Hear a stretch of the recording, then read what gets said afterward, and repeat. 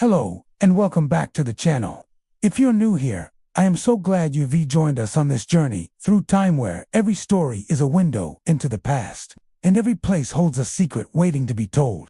Today, we're stepping into the year 1607, onto the banks of a quiet river in what is now Virginia, where a small group of English settlers would plant the first permanent English colony in North America.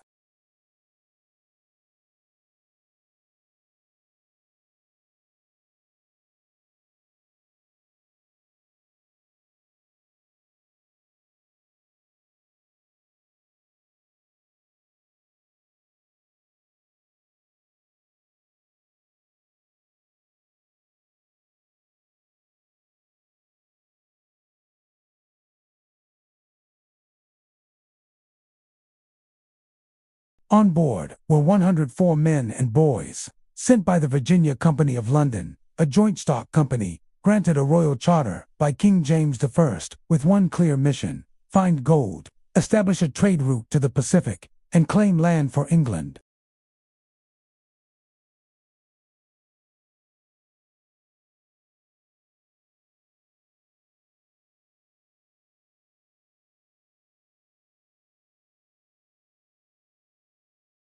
The land they chose was far from ideal. The low-lying peninsula was riddled with mosquitoes carrying malaria, the water brackish and unsafe to drink, and the soil poor for farming. Worse still, the colonists were largely unprepared for the realities of frontier life. Many were gentlemen unused to manual labor, soldiers trained for war but not agriculture, or craftsmen with no experience in wilderness survival.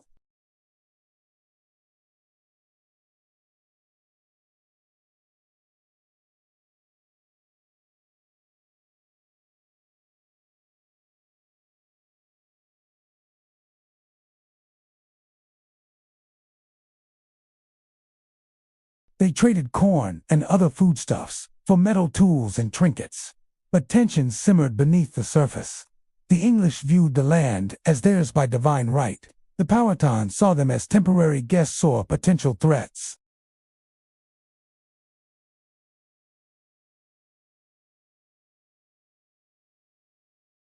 By winter, disaster struck. With supplies dwindling and no crops to harvest, the colony entered what would become known as the Starving Time, a brutal winter of 1609 to 1610, during which over 80% of the settlers died. Some resorted to eating leather, rats, and even, according to grim accounts, the bodies of the dead. Of the roughly 500 colonists present at the start of that winter, fewer than 60 survived. Yet, against all odds, Jamestown endured.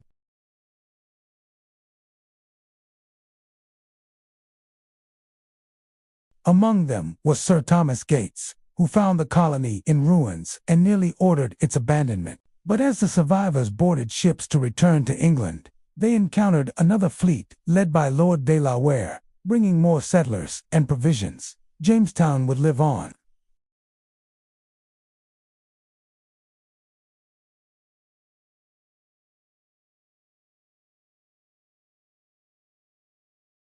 Unlike the harsh native variety, Rolfe's tobacco was mild and appealing to English tastes. Almost overnight, tobacco became Virginia's gold.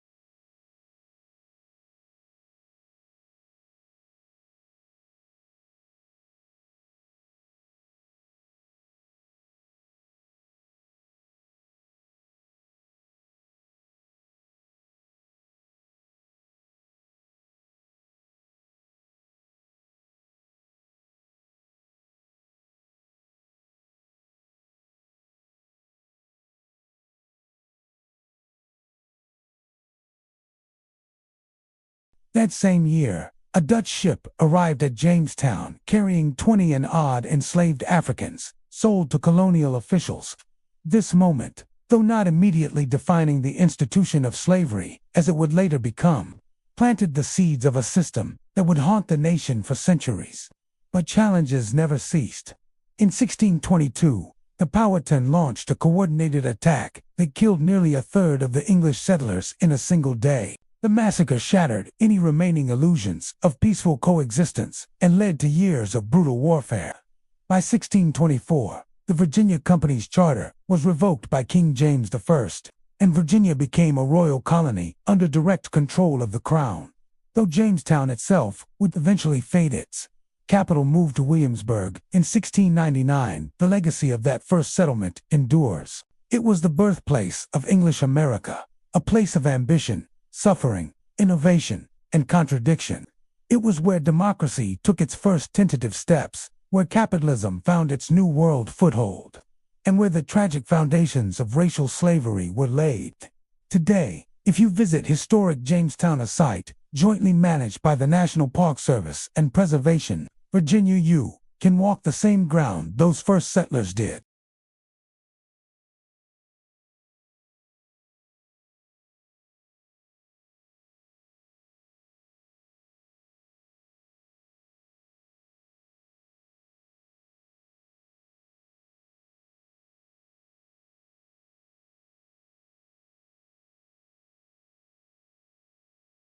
Jamestown was never meant to be a beacon of freedom or equality. It was a commercial venture, driven by profit and imperial ambition.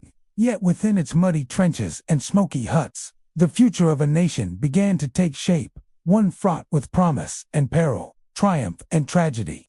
Thank you so much for watching. If this story moved you, taught you something new, or sparked your curiosity about America's beginnings, please give this video a thumbs up and consider subscribing for more journeys into the past.